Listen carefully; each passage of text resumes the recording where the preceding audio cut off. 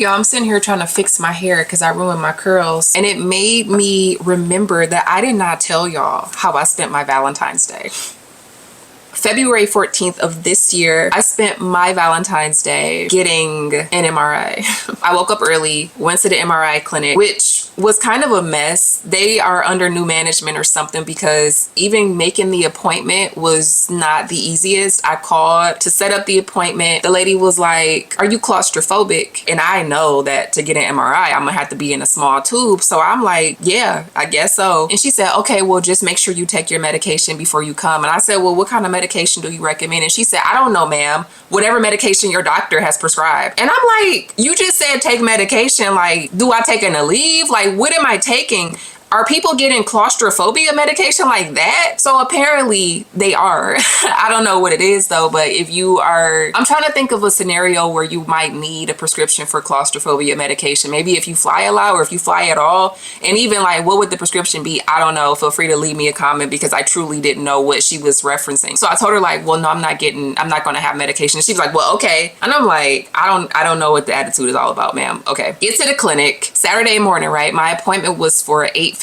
I get to the clinic. Shout out to Andre. Andre was my MRI tech. He was great. I go in, he gives me 2 gowns. He's like, one in the front, one in the back. You can keep your socks on, which I was not expecting. I was expecting to go in there real uncomfortable and real cold. In the doctor's office or any medical spaces, they're usually cold. So I'm cozy. I had my wool socks on because it was the dead of winter. I was happy I got to keep those on. Once I finally get into the MRI room, I had looked up what the MRI machine and stuff looked like and what the room looked like, because what was freaking me out was the idea of being like sucked up into this little hole and like it just being dark and just having to be in there for 30 minutes, because the receptionist had told me to expect to be in this small space for 30 minutes, which I thought was absurd because who trying to be in a coffin for 30 minutes? But Andre told me it was only going to be for 18 minutes, which was still kind of a long time, but not as long of a time as 30 minutes. As I was like preparing to go into the MRI room, Andre had told me like, you know, you might want to wait in the little waiting room, my dressing room, for a minute because I need to get this person that's in there. She's wrapping up. I'm going to walk her out because I think it was an elderly woman and she had a cane or something and she didn't take her cane in the room with her, so he was like helping her. And I heard him say something in response to a question that she asked. He said to her, "Yeah, you know, I've been doing this for 20 years and I don't know why it's still so loud." I heard that. I didn't think nothing of it. I thought none of my business. I don't need to know what they're talking about. So I get into the MRI room. Mind you, I'm cozy. I got my 2 gowns on. I got my wool socks on. I'm laying there. He wraps my arm up, right? Because I was there for my right shoulder. I've been dealing with this chronic shoulder pain for several years at this point and am hoping to like find a resolution. So my doctor sent me for this MRI so we could rule out all of the crazy things and just focus on physical therapy if that's what's needed. My shoulder, I don't know what it was called, but usually I have been in such pain recently that like the only thing that's comfortable is for me to lay on my back. And a lot of times I have to put a pillow or something under my arm so that my shoulder is not feeling like it's just falling out of the socket, right? I have to support it. So some kind of rotator cuff, something is happening, probably. He put my shoulder, I had to stick my arm through what looked like, you know, the helmets that babies who need help shaping their heads, like those infant helmets, it looked like that, but it was big enough for me to stick my arm through it. So I stick my arm through this baby helmet and it's like resting on my shoulder. So I'm comfortable while I'm laying on this thing. And then my right forearm is wrapped up, so I can't even really like move my fingers because it's all wrapped up in what feels like bubble wrap. I know it's not bubble wrap, but by the time he was done wrapping it, I kind of look like Garnet from Steven Universe, if you know what she looks like. It was like a big fist. So my arm is totally solid, y'all.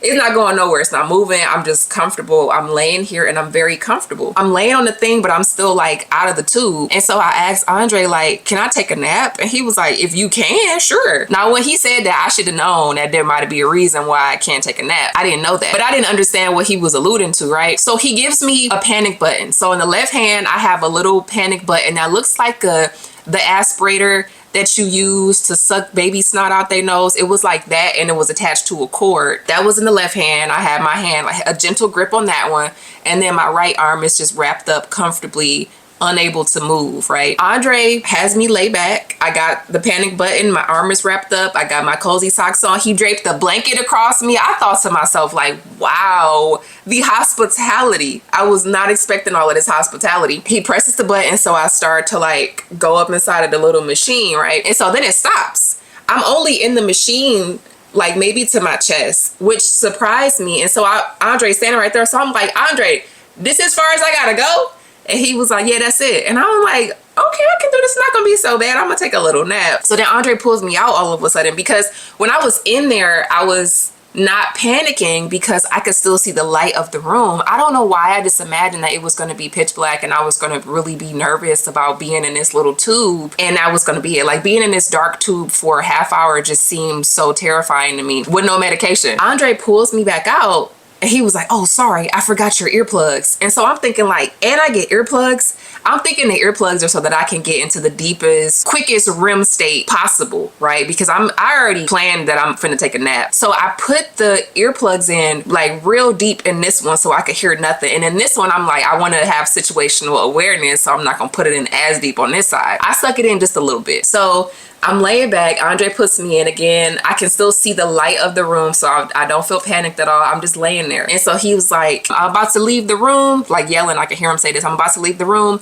If you need anything, if you need a break, just press the panic button and I'll run in and I'll pull you out. And I'm like, got it. So I'm laying there chilling, about to, drift off into my deep sleep, take my quick nap. The first sensation that hit me was this cool fan blowing in my face, which threw me off a little bit. That woke me up. That scared me a little because I was not expecting to feel cool air on my face. And I don't really like that sensation of air blowing on my face, like from a fan.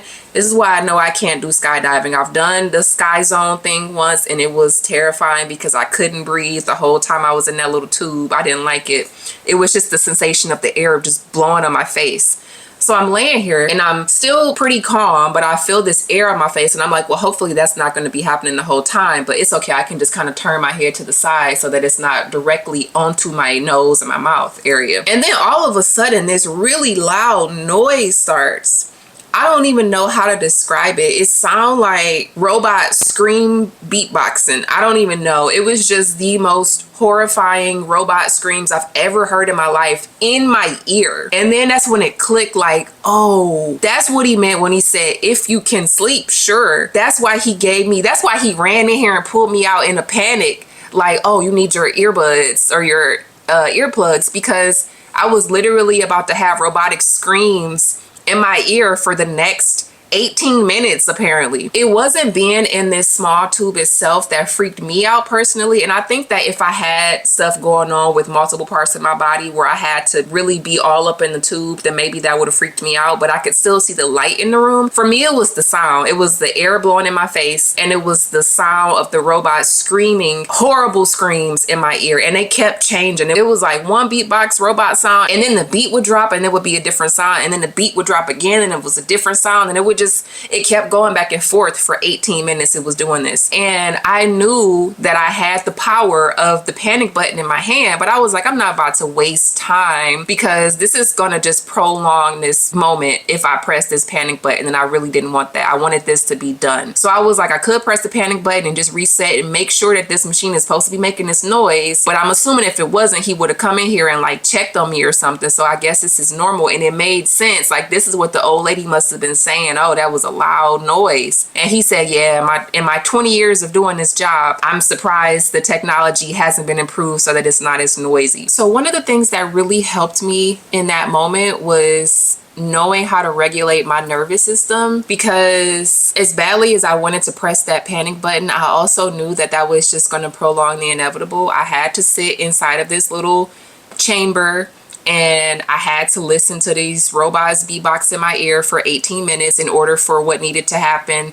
And I looked it up later, and that's the normal sound. It's apparently the magnets and the machine doing what they're supposed to do. But I had 2 affirmations going. I was trying my best to do deep breaths and all of that stuff, but the air blowing in my face kind of inhibited me from doing deep breaths as much as I wanted to, because I was just inhaling air that was blowing in my face, and that sort of freaked me out. I didn't like that. So I had 2 affirmations going. One of the affirmations was the word victory. I was just saying that over and over and over again. So I would switch from victory, victory, victory. And then at the time, because this was like right when I got laid off that all of this was happening, or it was still pretty fresh. So I was in the process of like applying for a lot of jobs. And I had one job that I was applying for that I had been invited to do an assignment, which is a sham. But anyway, I was in the process of completing this assignment. I was a little excited about being contacted by an employer